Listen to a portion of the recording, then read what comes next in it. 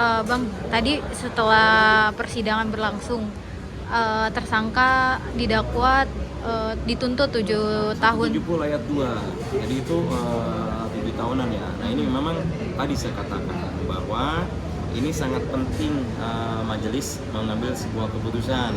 Tidak hanya nanti berpaku kepada pasal tuntutan yang ada, tapi di sini yang kita lihat adalah kemanusiaan. Kemanusiaan di mana di belakang itu Icang harus menghidupi dirinya, menghidupi anak-anaknya dan juga keluarganya gitu. Seperti itu. Jadi Kalau dari Bang Icang sendiri dituntut 7 tahun penjara itu udah ada rasa puas tersendiri nggak sih, atau ini tuh kurang nggak seimbang lah dengan apa yang terjadi kalau dari Kak Icang? Gimana Kak, maksudnya 7 tahun penjara, setelah 7 tahun dia bisa ngirup udara segar, bisa cari nafkah lagi, bisa melihat dunia lagi. Sedangkan saya nggak bisa melihat dunia ini selama-lamanya gitu. Pasti ada rasa kecewa sih. Jadi seberat apapun yang hukuman nanti, tetap aja klien saya nggak bisa melihat gitu. Jadi sekali lagi kepada majelis menjadi perhatian penting ya, kasih keputusan seberat-beratnya ya. Jangan hanya berpaku kepada pasal yang ada, tapi pasal di mana kejahatan kemanusiaan ini terjadi, sadis dan brutal di sini, pembunuhan ya.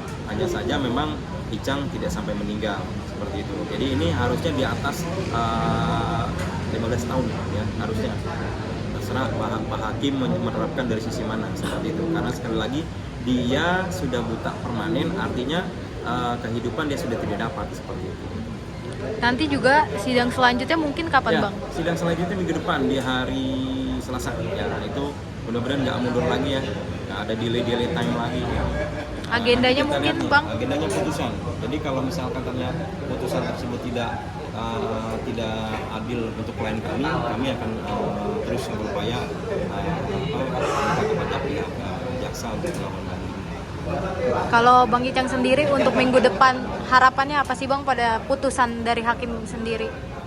Iya, harapannya hukuman yang diterima oleh pelaku sebanding dengan apa yang saya alami, sebanding sama apa perbuatan yang telah pelaku lakukan terhadap saya. Ada pesan sendiri nggak sih Kak Icang untuk si pelaku sendiri? Untuk pelaku yang masih DPO sih, saya harap untuk segera menyerahkan diri, dan semoga instansi kepolisian bisa segera menangkap atau mengetahui di mana ada keberadaan pelaku yang masih DPO gitu. Karena 7 bulan ini sangat lama sih menurut saya untuk mengetahui di mana keberadaan pelaku. Ini kan berbicara DPO ya. DPO ini kan sebetulnya masih komunitas ya. Harusnya sih nggak terlalu sulit polisi dalam menangkap para DPO gitu. Jadi karena dia ini kan bukan para koruptor ya, bisa lari ke luar negeri ya kan. Beda. Ini DPO ini udah jelas orangnya pasti bertato juga. Ya Jang ya. Nah, terkomunitas gitu. Nah, harusnya nih polisi serius sekali lagi. Ini orang miskin ya. Jangan hanya menangani kasus orang kaya gitu loh.